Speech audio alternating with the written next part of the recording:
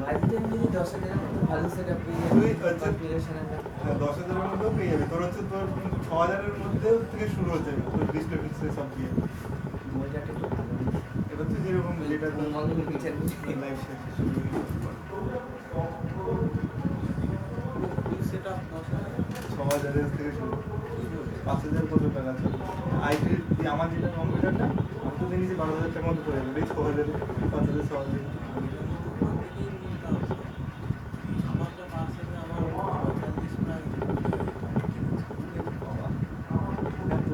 পার্টসগুলো ভালো কিন্তু ওই তো মানে এখন যে রেট চলছে তখন আগে কিন্তু আগে তখন দাম বেশি ছিল কিন্তু এখন যদি মানে তোর পুরো সেম দিয়ে 30,000 এর মতো হয়েছে। আচ্ছা সাউন্ড ক্লিয়ার তো গো? ওর i5 8 জেনারেশন আছে শোনো ছেড়ে দাও, ছেড়ে দাও। তাহলে বললে আইবিপিএস পিও সন্তুর না কাজ হচ্ছে ওর। আমাকে একটু ওই তো তোমাদের নোটিফিকেশন তো পাঠিয়ে দিও, আর তুমি ফিল আপ করে দিও, তুমি করে দিও। সামনে তো পরীক্ষা কবে হবে কিছু ধরা যাচ্ছে না, কিন্তু প্রিপারেশনটা ঠিক রাখতো। হ্যাঁ, আজকে আবার আলোচনা করে দিচ্ছি ফ্রিডম স্ট্রাগলের কিছু ডেটস নিয়ে, সেগুলো তো আসে। শোনো গো,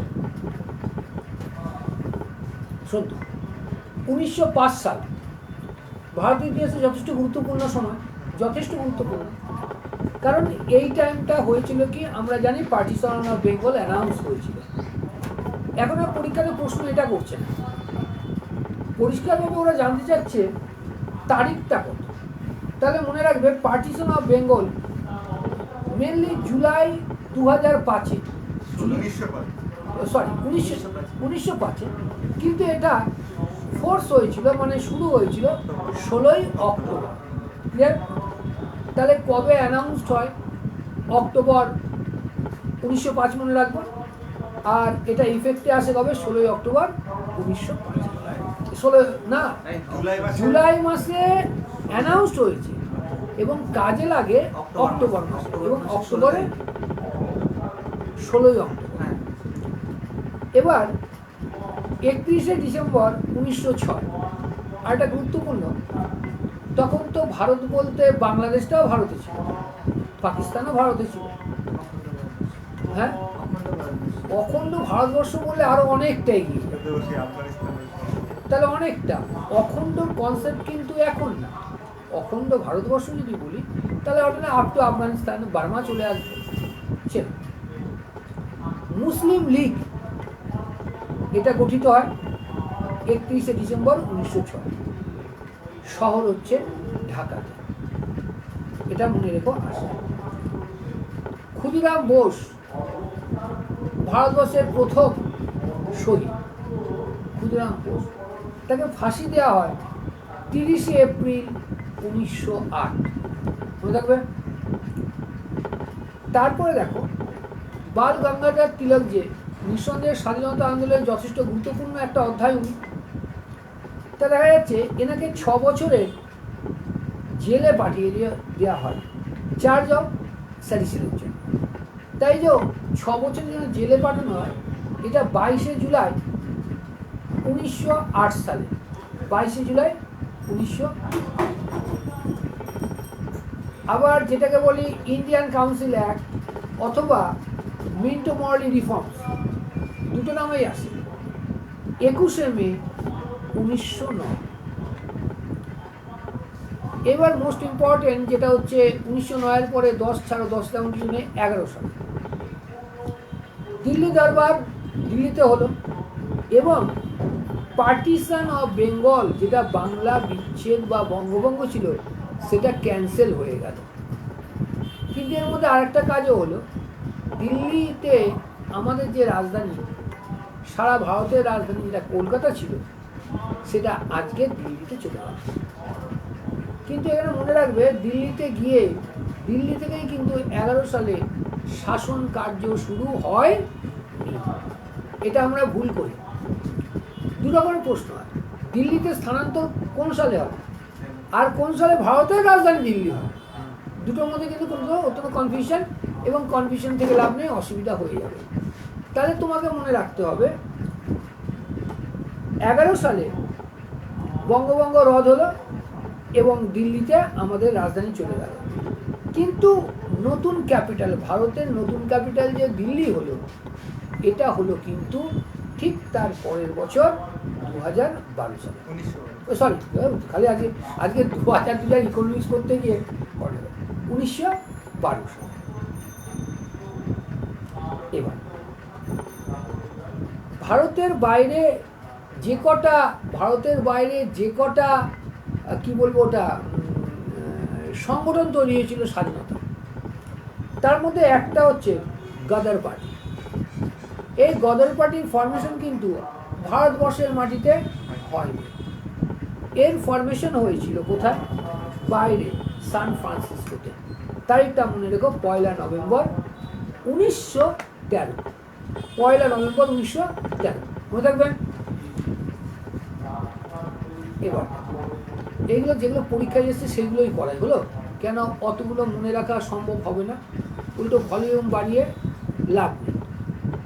ইতিহাসটা এমনিতেই অত্যন্ত কি বলবো বিস্তারিত। 16 জুন 14, ওই যে 6 বছরের জন্য বাল গঙ্গাধর তিলকের জেল হয়েছিল, আজকে তার জেল মুক্তি ঘটল। 4 অগস্ট 1914, এটা ভারতের ক্ষেত্রে না হলেও সারা বিশ্বের ক্ষেত্রে যথেষ্ট গুরুত্বপূর্ণ ডেট।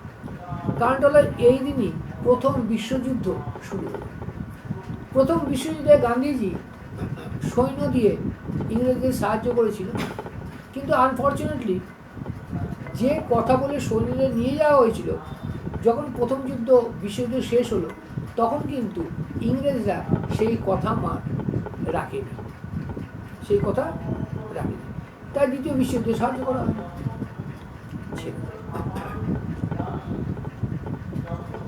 1915 জানুয়ারি, এইখান থেকে কিন্তু গান্ধী এরা শুরু।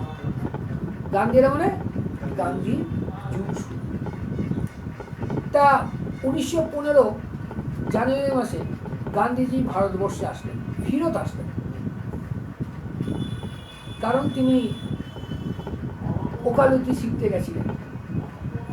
এখানে একটা কথা বারবারও বলবো, গতকালকেও একটা ফেসবুকে পোস্ট ছিল, নিঃস্ব সে হতে পারে বা শূন্য সে হতে পারে যে সম্পৃক্ত হয়েছে। ফিজিক্সের ভাষাতেই দেখো, একদম ফিজিক্সের ভাষা। সম্পৃক্ত কাকে বলে?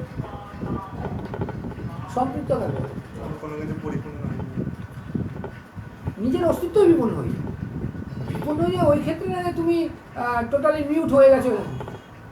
আমাকে ছোটবেলায় শেখানো হয়েছিল, প্রত্যেকে যখন ফিজিক্স পড়েছিলাম, সম্পৃক্ত দেবন এবং অসম্পৃক্ত দেবন, এর সাথে স্পিরিচুয়ালিটি অত্যন্ত যুক্ত। আর স্পিরিচুয়ালিটি না আসলে পড়ালেখা ভালো হয় না। এটা সাধারণ পড়ালেখা তাহলে কি বমি করে আসলে কাজে লাগে। তোমাকে একটা গ্লাস দেওয়া হলো, আগে 1 চামচ চিনি দিলাম, মিশে গেল। এরকম করতে করতে এক সময় আর মিশতে পারবে না, তাহলে চিনিগুলো বিলীন হয়ে গেছিল, একটা স্বাদ চেঞ্জ করে সেটা পড়বে। তার মানে নিঃস্ব সেই হতে পারে যার কিছু ছিল।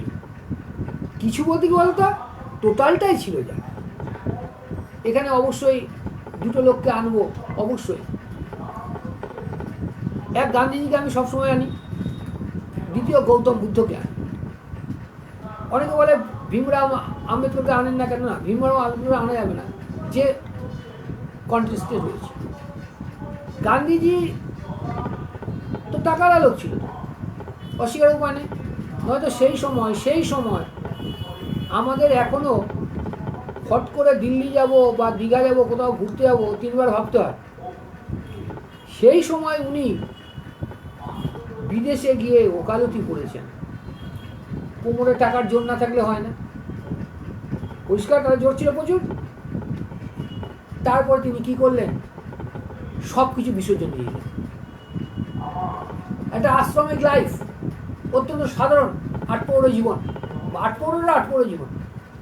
তাহলে ওনাকে বলা যায় উনি নিঃস্ব হয়েছিলেন।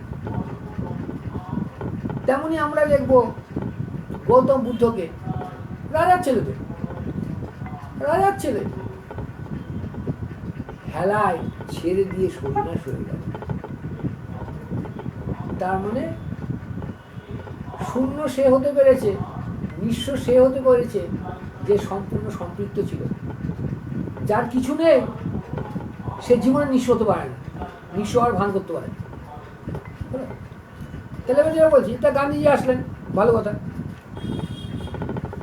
19শে ফেব্রুয়ারি 1915 ভারতের ক্ষেত্রে ভালো দিন ছিল না, কেননা গোপাল কৃষ্ণ গোখলে মৃত্যু হয়। 28শে এপ্রিল 1916 এই ডেটাও অত্যন্ত গুরুত্বপূর্ণ। বাল গঙ্গাধর তিলক যে দলটা গঠন করলেন হোম রুল লীগ তৈরি করলেন, এবং হেডকোয়ার্টার হলো পুনেতে। আচ্ছা, এবার যেটা বলছি, এবং হোম রুল একটা না, আবার দেখো 25শে সেপ্টেম্বর 1916 সেই বছর আর একটা হোম রুল লীগ তৈরি হলো অ্যানি বেসেন্টের দ্বারা। 1917 সালের এপ্রিল মাস থেকে গান্ধীজি অ্যাক্টিভলি রাজনীতিতে আসলেন এবং গান্ধীরা শুরু হয়ে গেল, গান্ধীজি শুরু হয়ে গেল। মহাত্মা গান্ধী লন দি ক্যাম্প কিসের? চম্পারণ, বিহারের চম্পারণে উনি অহিংস আন্দোলন শুরু করলেন, কারণ ওখানকার কৃষকদেরও নীল চাষে বাধ্য করা হতো। এই কারণে উনি সম্পূর্ণ সত্যাগ্রহ আন্দোলন শুরু করলেন। সত্যাগ্রহ মানে কি? অহিংস, সত্যের পথে অনুসরণ করে। এবার আমরা যখন স্বাধীনতা আন্দোলন করি, নেতাজি অস্বীকার করা যায় না, চরমপন্থী অস্বীকার করা যায় না, নরমপন্থী অস্বীকার করা যায় না। প্রত্যেকে নিজের মতো করে, অনেকেই আমরা বলি নেতাজি হলে আগে হয়ে যেত, সেটা পরের কথা। গান্ধীজি পিছিয়ে দিয়েছে, সেটাও পরের কথা। কিন্তু ঐতিহাসিক যুক্তি আসতে হবে কিছু। যখন 15ই আগস্ট 1947, খুব ভালোভাবে শুনবেন, গান্ধীজি দিল্লিতে ছিলেন।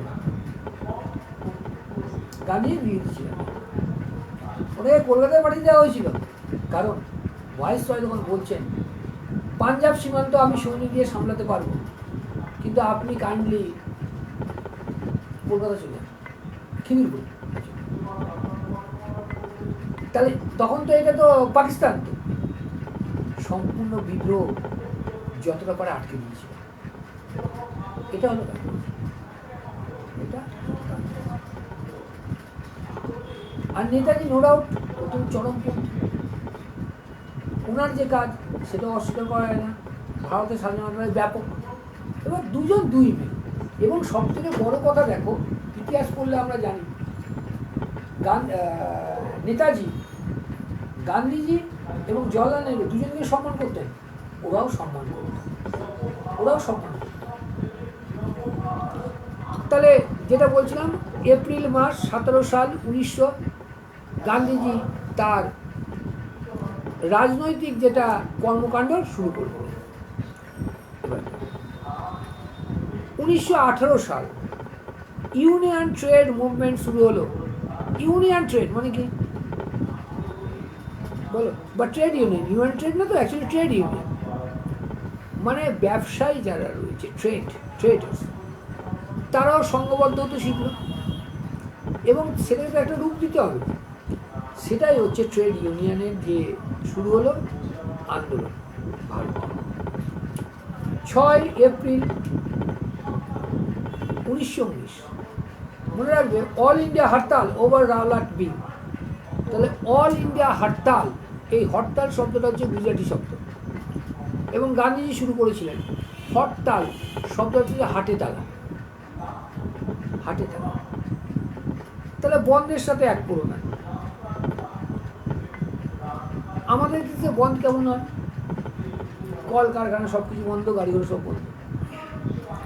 কিন্তু পৃথিবীর অনেক দেশ আছে যেখানে হরতাল হয় না তা না, শিল্প ধর্মঘট হয় না তা না, কিন্তু তারা ইউনিট অফ প্রোডাকশন কমিয়ে দেয়, কারখানা বন্ধ করে। হয়তো বা আজকে 500 ইউনিট কাজ হবে, সেখানে ওরা হয়তো 450 ইউনিট প্রোডাকশন অন রাখে। এরকম না যে প্রোডাকশনটাকে জিরো করে দেয়। বেশ কয়েকটা কারণ দেখো, কারণ প্রথম হলো দেখো, আমরা যখন কোম্পানি খুলি, ইকোনমিক্সের ভাষাতে কোম্পানি যখন আসলো, তখন ওর কিছু ভেরিয়েবল কস্ট থাকে, কিছু ফিক্সড কস্ট থাকে।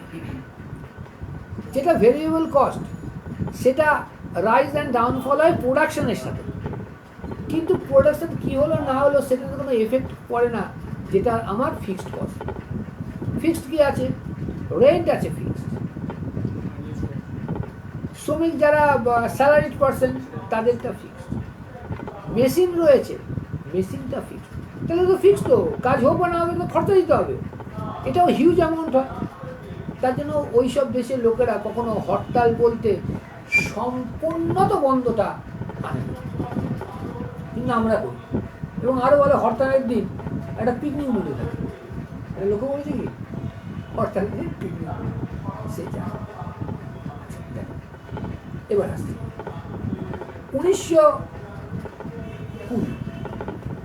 অল ইন্ডিয়া ট্রেড কংগ্রেস, যেটা অল ইন্ডিয়া ট্রেড কংগ্রেসের প্রথম মিটিং হয়। অল ইন্ডিয়া ট্রেড কংগ্রেসের প্রথম মিটিং 1920, এবং ডিসেম্বর 1920-তে আরেকটা আইএনসি, যেটাকে বলে ইন্ডিয়ান ন্যাশনাল কংগ্রেস, নন কর্পোরেশন রেজলিউশন, মানে সহযোগিতা অসহযোগের রেজলিউশন পাস করে। এবং এটা শুরু হয় 31শে আগস্ট 1920। আরও একটা 1920-22 মাহাতো ইম্পর্টেন্ট, বলেছিলাম যে গান্ধী এরা শুরু হয়ে গেছে। নন কর্পোরেশন মুভমেন্ট সাসপেন্ড করা হলো 11 এবং 12 ফেব্রুয়ারি। এবং 12 ফেব্রুয়ারি 1922-এ after the violent incident of Chauri Chaura, February 5, 1922। আমরা দেখছিলাম যখন অসহযোগ আন্দোলন তুঙ্গে, তখন মহাত্মা গান্ধী অসহযোগ আন্দোলন তুলে নিলেন। তাই এটা নিয়ে বিভিন্ন লোক বিভিন্ন কথা বলেছেন, অবশ্যই তারা তাদের যুক্তিতে হয়তোবা ঠিক হয়তোবা ঠিক না, কিন্তু কথা হলো কি কারণে গান্ধীজি অসহযোগ তুলে নিলেন। যখন একদম আমরা অপটিমাম পজিশনে রয়েছি, পিছনে কয়েকটা কারণ ভালো হয়েছে। প্রথম কথা হলো তোর, গান্ধীজি অত্যন্ত মর্মাহত হলেন এই ভেবে যে তিনি কিন্তু মেনলি অহিংসের পূজারী, কিন্তু এখানে হিংসার আশ্রয় ঢুকে গেল। আর এটা মারাত্মক হারে স্প্রেড, মারাত্মক। তুমি তো দেখছোই তো এখন ইন্টারনেটে যেগুলো কোথাও গন্ডগোল লাগলে ওটা মারাত্মক স্প্রেড হয়ে যাচ্ছে। তার জন্য সরকার থেকে কী করা হয়, ওখানে ইন্টারনেটটাকে কেটে দেওয়া হয়, যাতে বাইরে অন্তত এই হিংসার যে কথাগুলো প্রকাশ না পায়, তাহলে ব্যাপক হারে স্প্রেড হবে। তা তখনও তো লোকমুখে স্প্রেড হতো, তাহলে আর যাতে বেশি ক্ষতি না হয় আন্দোলনে, তার জন্য তিনি কী করলেন, আন্দোলনটা উঠালেন। পিছনে কয়েকটা যুক্তি। প্রথম কথা, ইংরেজের কাছে একটা কিন্তু জিনিস চলে আসলো, ওরা অহিংস হয়েছে কে হিংস হয়ে গেছে। তাহলে ব্যাপক হারে ধরপাকড়, ব্যাপক হারে অত্যাচার চলত, সাধারণ লোকেরাও এফেক্টেড হতো। ইংরেজরা তো আর ইংরেজকে ধরতো না।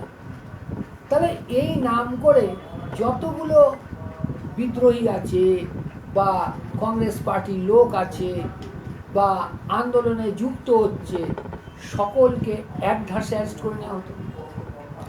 ফলে সিচুয়েশনটা আরও বাজে হয়ে যেত। গান্ধীজির ডাকে সাড়া দিয়ে বিভিন্ন স্কুল কলেজেস থেকে বাচ্চারা বেরিয়ে আসলো, আইন আদালত থেকে উকিলরা বেরিয়ে আসলো। ফলত কি হলো, স্কুল হয়তো কিছু তৈরি হয়েছে, কিন্তু দ্যাট ওয়াজ নট সাফিসিয়েন্ট। তাহলে বাচ্চারা শিক্ষা থেকে দূরে যাচ্ছে। কোর্টে যে কেসগুলো রয়েছে সেটা মেনলি তো ইন্ডিয়ানদের, সেই ইন্ডিয়ানদের কেস নিঃসন্দেহে ইংরেজরা লড়বে না, তাহলে ওটা ডিলেট হবে। এইসব কথা চিন্তা করে ধীরে ধীরে ধীরে ধীরে দেখলেন আন্দোলনটা উঠিয়ে নেয় যুক্তিযুক্ত।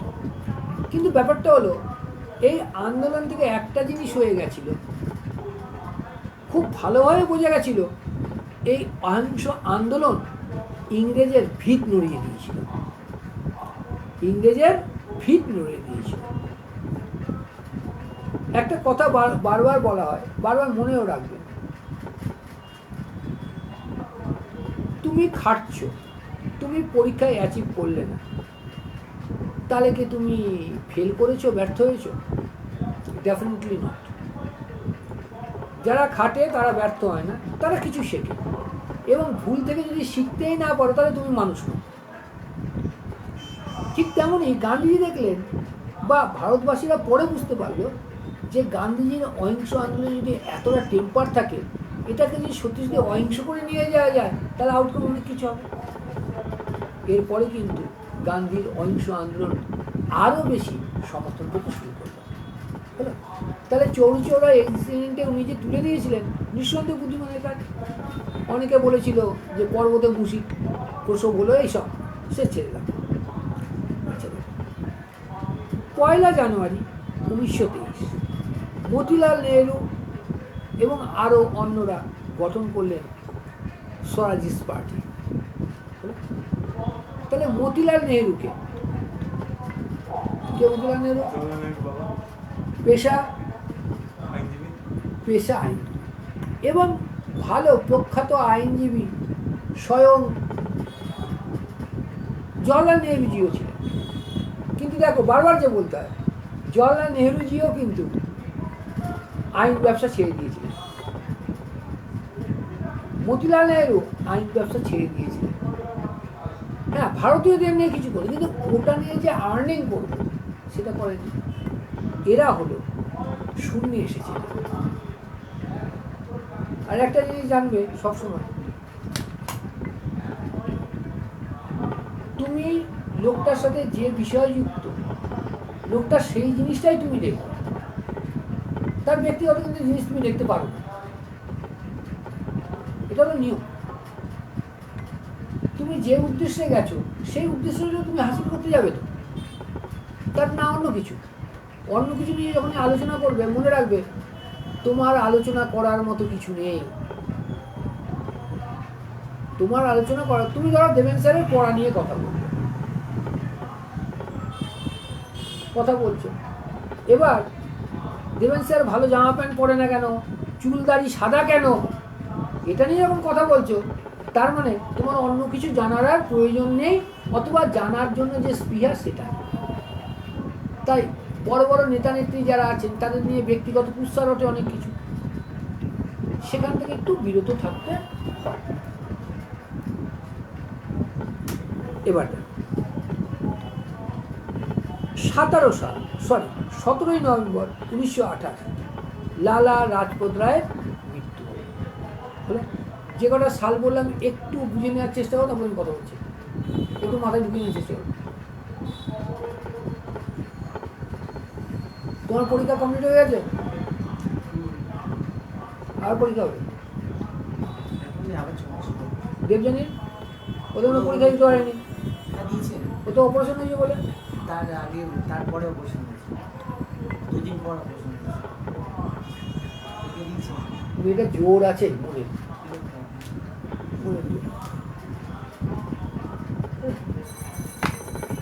মারাত্মক মনে হচ্ছে। তোমার কোন কলেজে পড়েছিল? City college. হ্যাঁ, city college, city of college.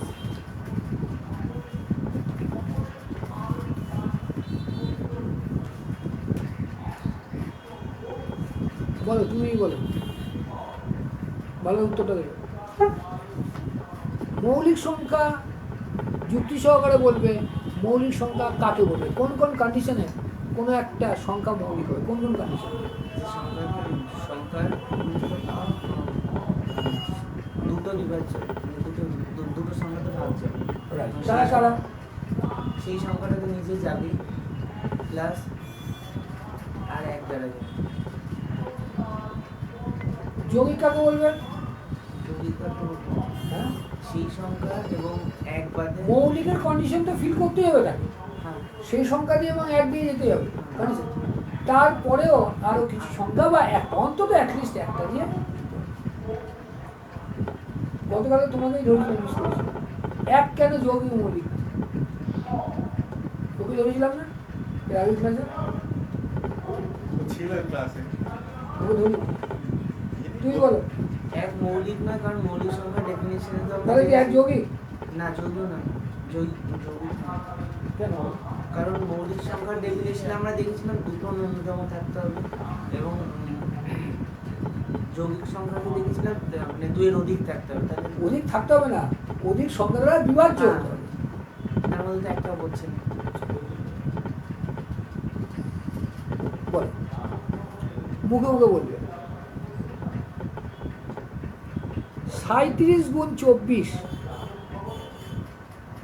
খাতা ইউজ হবে। 37 গুণ 24 উত্তর কত হবে?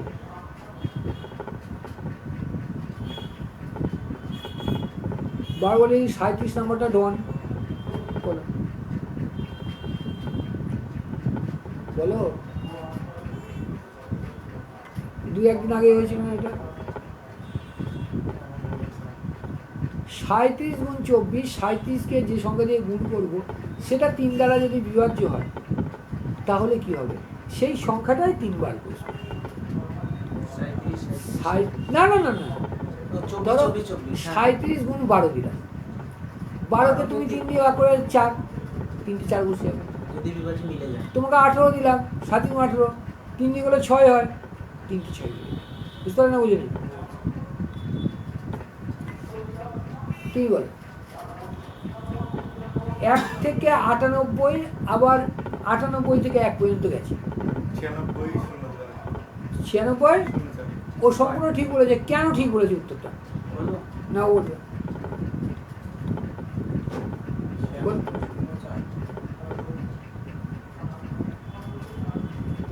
1 থেকে শুরু 1-এ শেষ, 1 থেকে শুরু 1-এ শেষ। এই সংখ্যার যোগফল বের করতে কি ফর্মুলা ছিল? কি বল? হ্যাঁ, মিডিলে যে সংখ্যাটা যাচ্ছে মিডলে অথবা যে সংখ্যাটা একবার এসছে হ্যাঁ একবার এসছে সেই সেটা সংখ্যা স্কয়ার। স্কয়ার।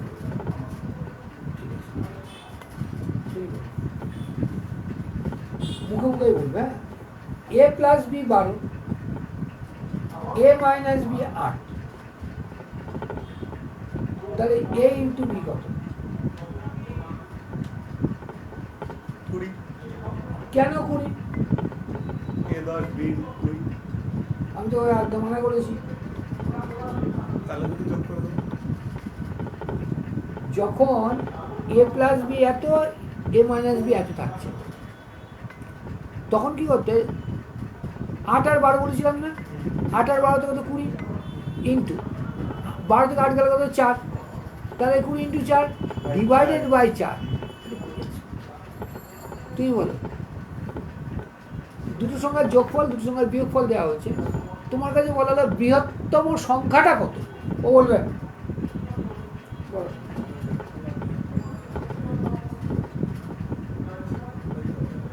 দুটো সংখ্যা তাহলে যে যোগফলটা আর বিয়োগফলটা এই দুটো বাদ। আমি চেয়েছি দুটো সংখ্যার যোগফল কিছু একটা, দুটো সংখ্যার বিয়োগফল কিছু একটা। তাহলে অবভিয়াসলি ওখানে দুটো সংখ্যা তো রয়েছে, তাহলে একটা ছোট রয়েছে, একটা বড় রয়েছে। আমি তোমাকে জানতে চাই বড় সংখ্যাটা কি, বের করবো কি করে? তুমি বলো। দুটো সংখ্যা আমরা যোগ করবো, যোগ গুণ করবো। ঠিক কেউ বলবে যোগ করে 2 দিয়ে ভাগ। হ্যাঁ যোগ করে যোগ করে 2 দিয়ে ভাগ করলে বড় সংখ্যা, আর বিয়োগ করে 2 দিয়ে ভাগ করলে ছোট। ছোট ছোট সংখ্যা। সংখ্যা। এই তো। অনেক কিছু। তুমি বলো, মুখে মুখে বলবে। x plus 1 by x equal to 2, clear তো? x to the power 98 plus 1 by x to the power 99, উত্তর কত হবে? খাতা ইউজ করবে না। আরেকবার বলুন স্যার, লাস্টটা x to the power x plus 1 by x equal to 2, then x to the power 98 plus 1 by x to the power 96 equal to কত? x এর মান কত? 1। ভুল হয়েছে। ভুল হয়েছে। x1 1ই হবে। এই না এত কনফিডেন্স ভালো না। না ও বলছে কোথায় জানো, ও বলছে x plus one by x equal to বলেছি, ওখানে এক্স এর মান বলছে, আমি তো ওটা চাইনি, আমি চেয়েছি x plus one by x equal to, তাহলে x to power 98 plus one by x to power 96 এর মান কত? তাহলে 2, তাহলে 2 হবে, কারণ তুমি যে বললে x plus one by x equal to 1, sorry 2, তাহলে এক্স তো 1 হবে, এখন তাহলে আপনি ইকুয়েশনের মান রাইট। এবার বলো x plus one by x equal to 3, clear টু? তাহলে x4 plus one by x4 এর মান কত?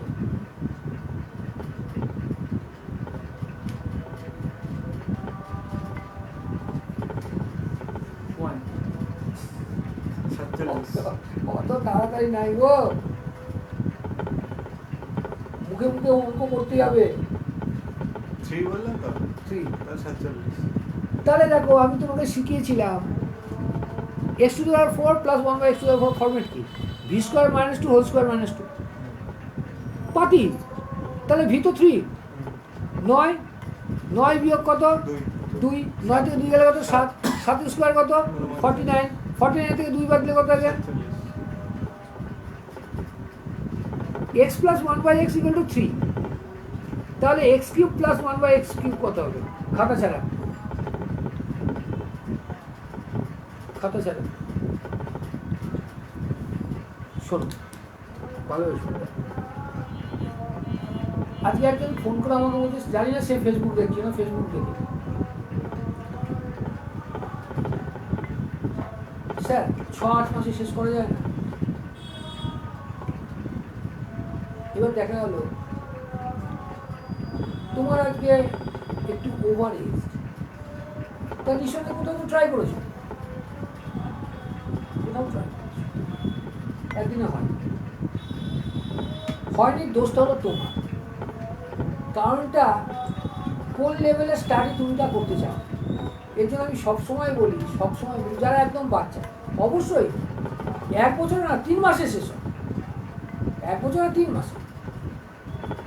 যে ওই বাড়িতে যে যাই আমি, ভালো গার্জেনরা বাচ্চাটাকে এখন থেকে ইউপিএসসির জন্য প্রিপেয়ার করছে, ভালো, ওকে কিনতে বলেছি এস চাঁদের বই কিনে ফেলেছে, আরও কিছু বই কিনে ফেলেছে, ওর বাড়িতে গেলে যাবা খালি বই টেনে। আমি বলি এগুলো গুড ফর নাথিং যদি না পড়ো, আর যদি তুমি পড়ো তাহলে বইগুলো ঠিকঠাক না ছিঁড়ে যাবে, বইগুলো ছিঁড়ে যাবে, আর কী করবো দায়িত্ব তো, আর বইগুলো যদি না ছেড়ে জীবনে পাস করতে পারবে না, এখন ভাবো হলো। এবার এই দাম নেই 1000, আরে বইগুলো কি বলছো কি বলছো কি বলছো, বই দেখা গেলে ইচ্ছে করে ছিঁড়ে দিয়েছে। তা খুব সুন্দর কথা, ইচ্ছা করে, খুব সুন্দর, মনে রাখবে। আমি বারবার বলি, বৃষ্টিতে তোমার জামা ভিজেছে, জামাটা স্যাঁতস্যাঁতে মানে বৃষ্টির জল, ঘামেও ভিজেছে তাও একই, কিন্তু দুটোর মধ্যে গুণের পার্থক্য অনেক।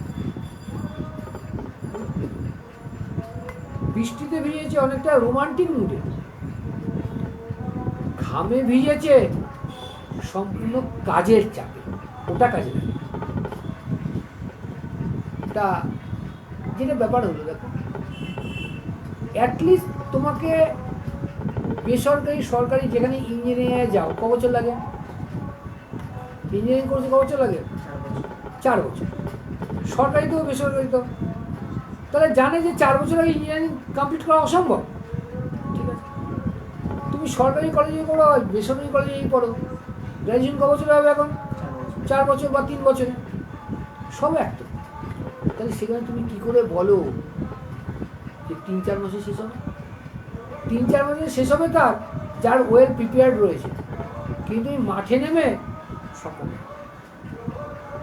এবার আমার কাছে, আমি তো ফেসবুকেই বলছি পরিষ্কার, আমার কাছে অনেকে আছে 1 ইয়ার কোর্স, এবার তাকে তো আমি বলিনি 1 ইয়ার কোর্স করলে টোটালি এক্সাম ওরিয়েন্টেড, সেখানে তো অতিরিক্ত কিছু করানো যাচ্ছে না, কেননা কনসেপ্ট ধরে তো করাতে হবে, সেখানে কনসেপ্ট ধরে করানো যাচ্ছে না। সেখানে গেলে এই চ্যাপ্টারে আমি অন্য টাইমে হয়তো 100টা অঙ্ক করাই, তখন সেটাকে করাচ্ছি 25টা অঙ্ক, যাতে সেই মডিউলে আসে। এই জিনিসগুলো বুঝতে হবে। এই জন্য সবসময় বলি স্কুল লেভেল থেকে এগুলো করে যাবো, স্কুল লেভেল থেকে। আর আরেকটা হলো স্কুল লেভেলে তোমাদের একটা ভুলের জন্য তোমাদের এখানে খাটতে হবে। স্কুলে কি ভুল করেছো বলো তো? পড়া ফাঁকি মেরেছ, দ্যাট ডাজন্ট ম্যাটার, কিন্তু নোট মুখস্থ করে দ্যাট শুড বি ম্যাটার। পড়া ফাঁকি মেরেছ কোনো ব্যাপার না, কিন্তু নোট মুখস্থ করেছো, খারাপ করেছো। নোট যখন তুমি মুখস্থ করলে তখন অবশ্যই বমি করে এসেছো, তোমার গলায় জ্বালা ধরবে, কাজে তো কিছু লাগবে না। ফাঁকি মেরেছো, ঠিক আছে, ফাঁকি মেরেছ, উঠে আসবে, ফাঁকি মেরেছো, উঠে আসবে। এবার মেন হচ্ছে কি জানো? মেন হচ্ছে আমরা ছাত্রাবস্থাতে স্যারের অত্যন্ত ওবিডিয়েন্ট থাকি। সবসময় মনে রাখবে, ডোন্ট বি সো ওবিডিয়েন্ট। ওবিডিয়েন্সির একটা মাত্রা থাকা উচিত, মাত্রাতিরিক্ত সব কিছু যেমন বিষ, ওবিডিয়েন্সিটা হলো আরও বড় বিষ। আর যে লেভেলেই থাকো, চোখে চোখ রেখে কথা বলতে হয়, সে স্যারের সাথে হোক আর যার সাথে হোক। অবশ্যই তুমি অন্যায় করছো না, স্যারকে যখন তুমি প্রশ্ন করছো তুমি অন্যায় করছো না, তোমার মনে জিজ্ঞাসা আছে, স্যার উত্তর দিলে ভালো, উত্তর দিলে না দিলে বুঝতে হবে একটু কিছু গন্ডগোল আছে, আর পরিষ্কার কথা। তার জন্য আমাকে একজন বলে, আপনি কি লোকজনদের বিদ্রোহী করবেন? আমি সম্ভব বলে তাই করে দেবো। ওশো যেমন বলেন, সম্ভব যদি হয় প্রতিটা বাচ্চাকে নাস্তিক করে তুলব। বোঝার কথা আছে, ওশো তারাই পড়েন, তারাই বোঝেন যারা পাগল হতে পারে।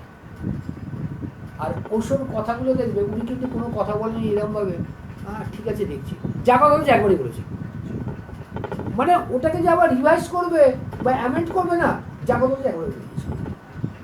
তেমনি আমিও তো বলি, সম্ভব হলে ক্লাস 5 থেকে বাচ্চাকে তৈরি করতে হবে কম্পিটিটিভ পরীক্ষার জন্য, তাহলে সে জীবনে পিছু পা হবে না। আর এই দুদিবাদে গ্র্যাজুয়েশন পর্যন্ত ওর দাঁতনি শক্তই হবে না। চলো দেখো, তুমি বলো, আর প্র্যাকটিস পড়তে আসো বা না আসো, প্র্যাকটিসটা রাখো, জং ধরে যাবে। তুমি বলো, আমি বললাম দি হিমালয়, আমি ভুল বলেছি? আমি বললাম দি হিমালয়, আমি কি ভুল বলেছি?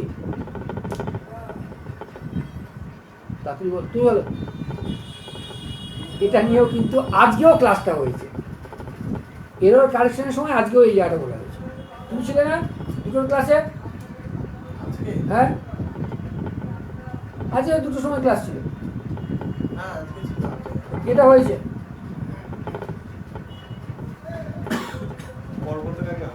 অবশ্যই পর্বতমালা হবে না, আমি দিয়ে হিমালয় লিখতে পারি না, কিন্তু পর্বতমালা মানে প্লুরাল যদি হয়, পর্বতমালা গ্যাস শুনবি, তার জন্য লিখি দি হিমালয়। দি হিমালয় কিন্তু লিখি না, দি হিমালয় ভালো। গাছের পাতা ক্লোরোফিল, সত্যি কথা। গাছের পাতা রান্নাঘর, এটা আরও সত্যি কথা, গাছের পাতায় রান্না হচ্ছে। কিন্তু আমার প্রশ্ন হলো, মরু অঞ্চলে যে গাছগুলো থাকে পাতা তো নেই, টোটালটা সবুজ হয়ে যায়, এবং মাঝে মধ্যে কিছু কিছু কাঁটা থাকে। আমার প্রশ্ন হলো, কাঁটাটা কি, কিটা মানে কোন জিনিসটা কাঁটায় রূপান্তর হয়ে গেছে?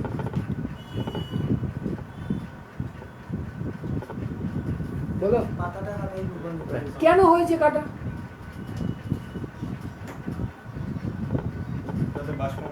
যাতে বাষ্পমোচন না। তুমি বলো, কেউ যখন মারা যায় কিছুক্ষণের জন্য হলেও তার চুল দাড়ি নখ বাড়ে, কিছু মিলিমিটার হলেও বাড়ে, কিন্তু লোকটা তো মারা গেছে, বাড়লো না?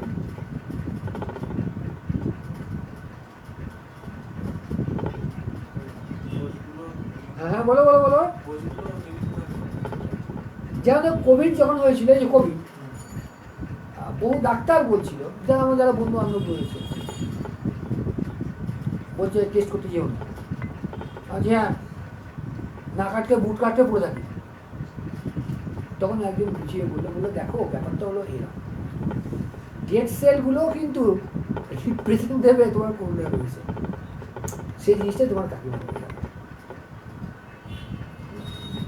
তাই বলবে এই সেলের জন্য অরিন্দম বলে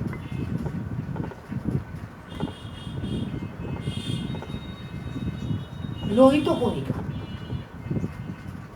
লোহিত কণিকা যেটাকে বলি লাল রং করে, তাই তো? লোহিত কণিকার অ্যাকচুয়াল কাজটা কি?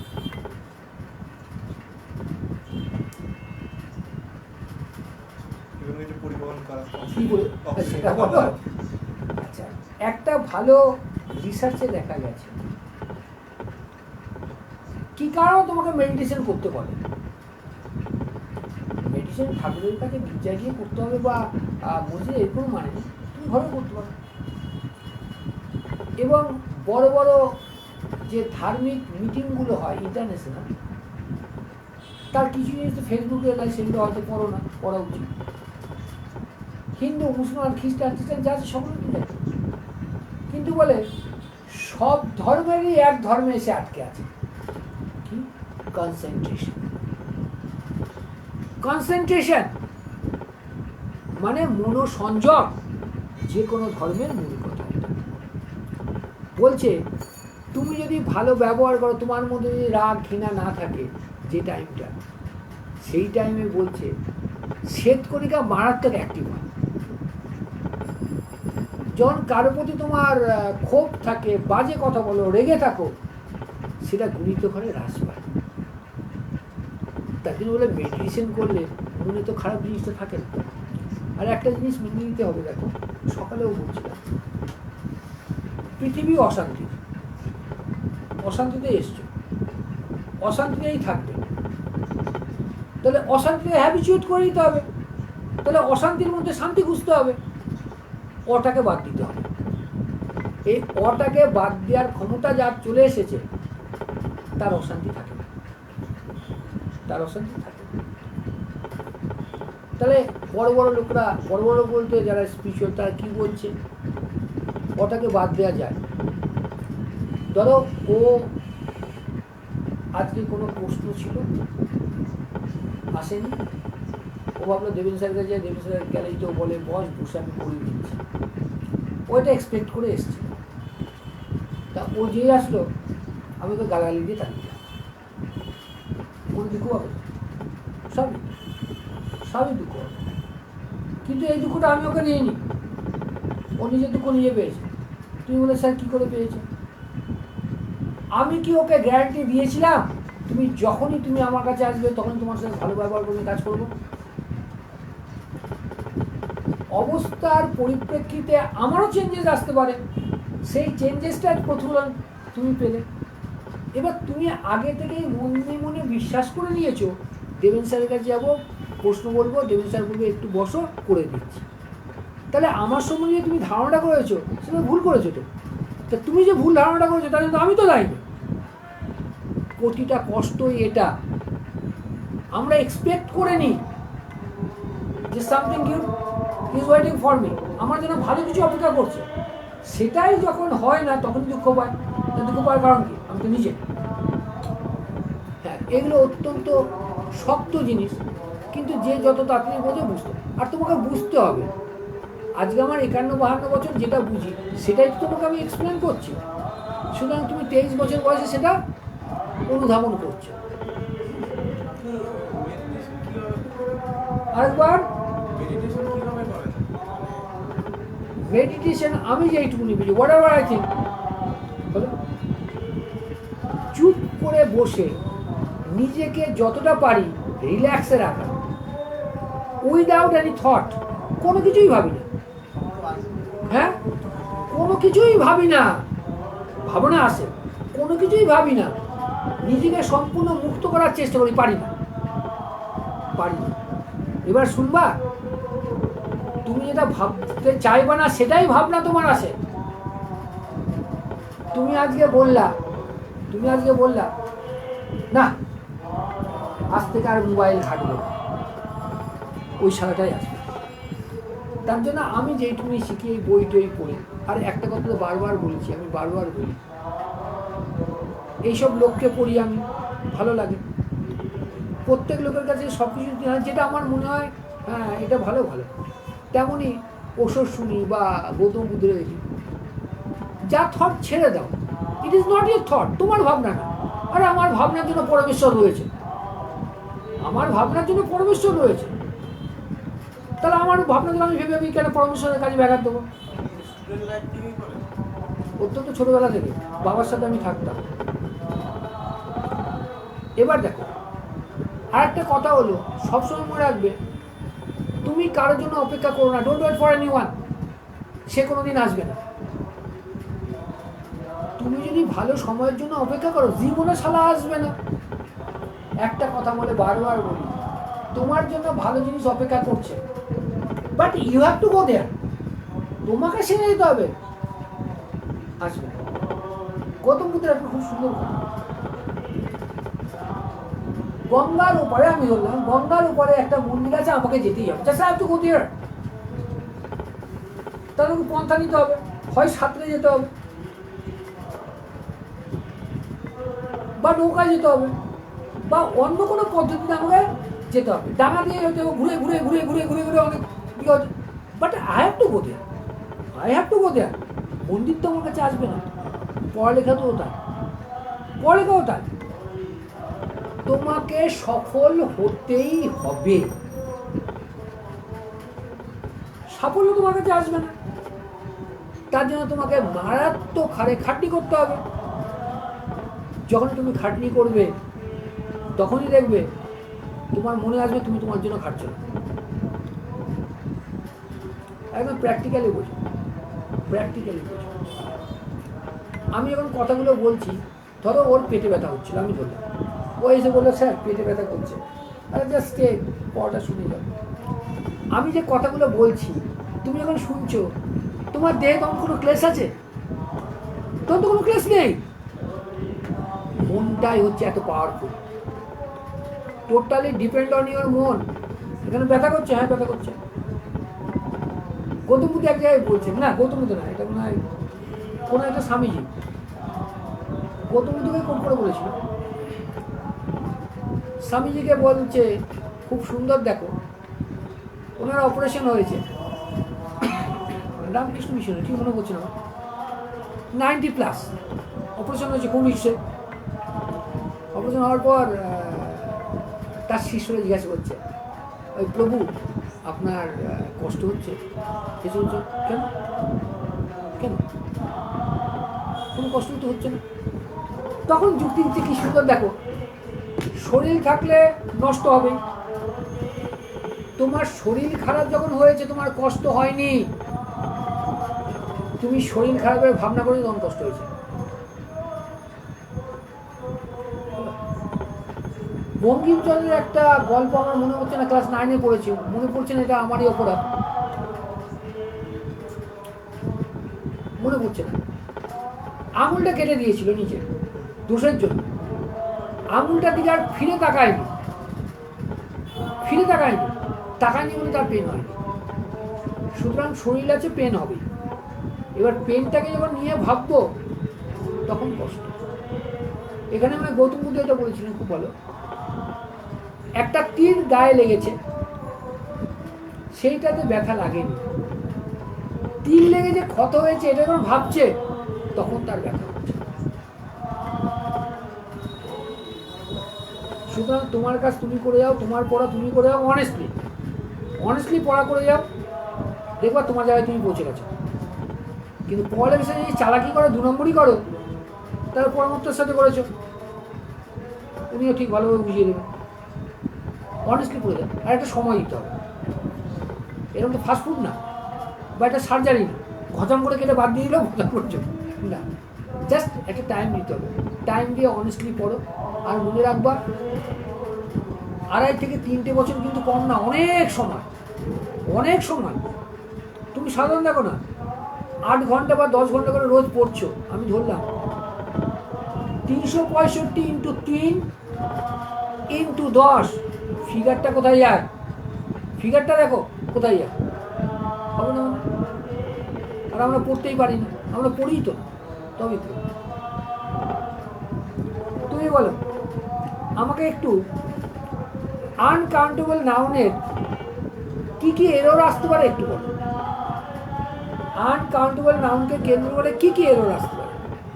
পরীক্ষা কিন্তু একটা থাকবেই, ও সালা ছাড়বে না, পরীক্ষা একটা থাকবে, বলো। এরকম কোনো কিছু নির্দিষ্ট করে বোঝালে, বুঝলাম না আরেকবার। কোনো কিছু নির্দিষ্ট করে বোঝালে, নির্দিষ্ট তুমি কি বোঝাচ্ছ?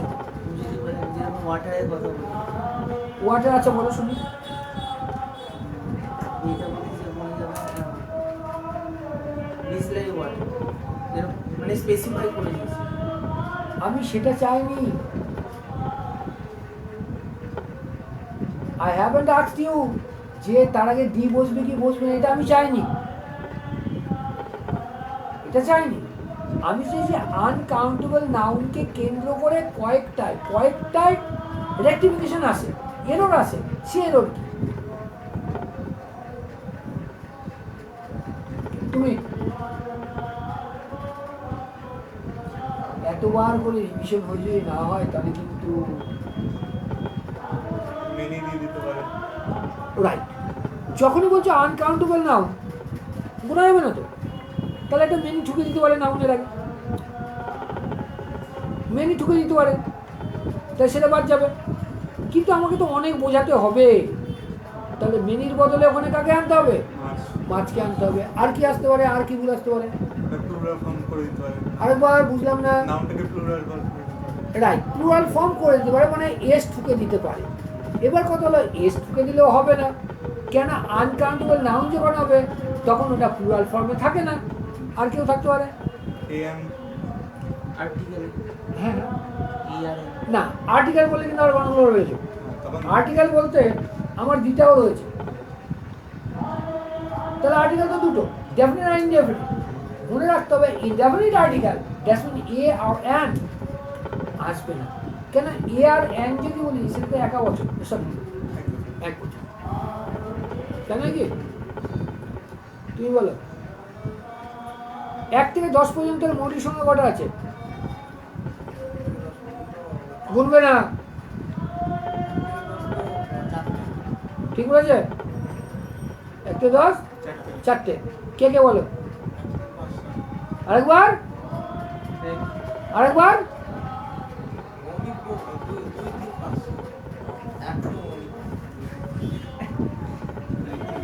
পরপর দুটো সংখ্যার গসাগু কত হয়? ও বলবে। সংখ্যা দুটো বিয়োগফল, সংখ্যা দুটোর বিয়োগফল কত হয়? ঠিকই বলেছে। এরা মানে সবরে পরপর তো বিয়ে করলে তো এক হবে। আমি বলছি কত হয়, আমি তো চাইনি যে সেটা কি করে করবে। আমি কত হয় বলতে দুটো বিয়োগ হয়। ঠিক আছে, তুমি বলো খাতা ছাড়া 1 থেকে 10,000 অবধি, 1 থেকে 10,000 অবধি সংখ্যার যোগফল কত? 5,000 5,000। ও কেন বললো 5,000 5,000? অর্ধেক অর্ধেক, 50-50। কেন কেন বললো? সেই সংখ্যাটা লাস্টের সংখ্যা ডিভাইডেড বাই 2 তার মানে হয়ে যাচ্ছে। আমি গড় চাইনি, গড় চাইনি। হ্যাঁ স্যার, মনে আছে এটা, নিয়ম জানা দরকার। আমার সংখ্যা দিয়ে কি করবে? ও 50 করে দেন, 25 করে দেবো।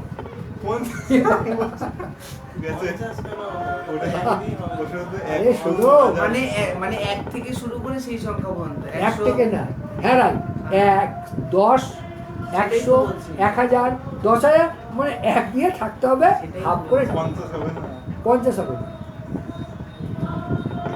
1 10 100, 100 1 তো হবে না, 1 আসছে না, 10। ওইগুলো তুই বল কোন বৃত্তের পরিধির ফর্মুলাটা একটু শুনবো। শুনে আপনি 11 11 দিয়ে ফট করে উত্তর করবে, চিন্তা ভাবনা করবে না, চিন্তা ভাবনা তুমি করবে না। হ্যাঁ, 47 থেকে শুনবা, 47 থেকে 66 পর্যন্ত সংখ্যার যোগফল কত দাদি বলো? 47 থেকে 66 পর্যন্ত সংখ্যার যোগফল কত বলো? 113 শূন্য। 113 শূন্য। কেন বললো 113 শূন্য?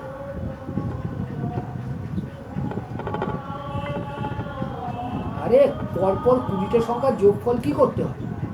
প্রথমটা যোগ প্রথম আর লাস্টটা যোগ করে শূন্য করে শূন্য। বড় করে একটা শূন্য মেরে দেবা, গল্প শেষ। এই তুমি বলো, পরপর 10টা সংখ্যার যোগফলের সূত্র কি? ও বলবে পরপর পড়বই না লাস্টের সংখ্যাটা। এর অবস্থা হয়েছে, রেশমিটাকে তবু কিছুটা লাইনে আনতে পেরেছি। ও এখন আর অত বলে না স্যার, ডিজিটাল ম্যাটার বলে না, কিন্তু এর মধ্যে অত এক কাজ করবো, এবার যখন অঙ্ক ক্লাস করবো না, তখন ওই বড় বড় সাইজেরগুলোই করি। অঙ্ক দিনও ঠিক মিলিয়ে দেবে। অঙ্ক দিনও ঠিক মিলিয়ে দেবে। বলো বলো, পরপর সংখ্যা 10টা যে কোনো 10টা পরপর সংখ্যা। প্রথমের সংখ্যাটা লাস্টের সংখ্যাটা যোগ করবো। কি বলো? শোনো, পুরোনো অঙ্কগুলো খাতাগুলো দেখো, আদারওয়াইজ মারা পড়ে যাবে। এক থেকে শুরু করতে পারবো। আচ্ছা, একটু শুরু করো। সেই সংখ্যাটা কিন্তু লাস্টের সংখ্যাটা আর নেক্সট। নিয়ম বানাচ্ছে এমনি। কোথায় দেখেছিস? সেই সংখ্যাটা লাস্টের সংখ্যাটা ডিভাইডেড বাই 2 হয়ে যাবে। এটা গড়ে বেরোলো। ইনটু এটা নতুন একটা নিয়ম বেরোলো।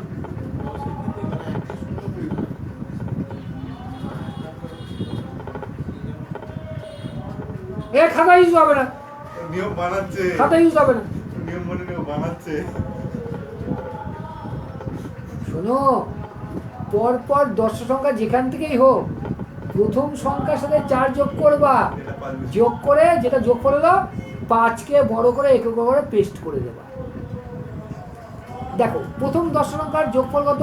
10 × 11/2, তাই তো? এটাই তো আমি বললাম 10 ইনটু মানে লাস্টের সংখ্যা।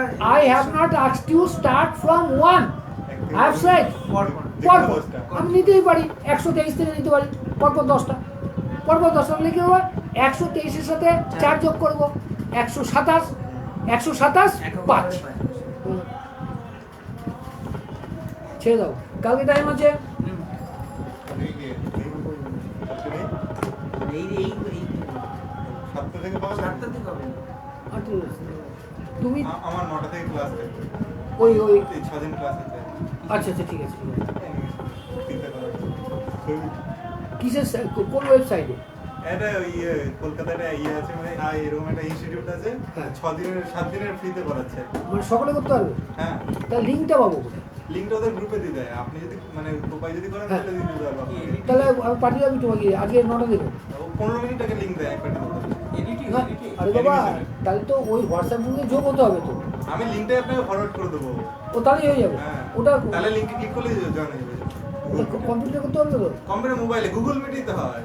আপনি Google ক্লাস Meet? করেন যেরকম সেরকম ওরা স্ক্রিন শেয়ার করে করায়। ও আচ্ছা। ওকে শোনো, তুমি 8টা 5-7-এর মধ্যে ঢুকবা, অসুবিধা নেই, বুঝতে পারো তো? আর বাড়িতে পড়ো, না পড়লে অসুবিধা হবে গো। তাহলে এখন আর পরীক্ষা টরীক্ষা নেই, তাই তো?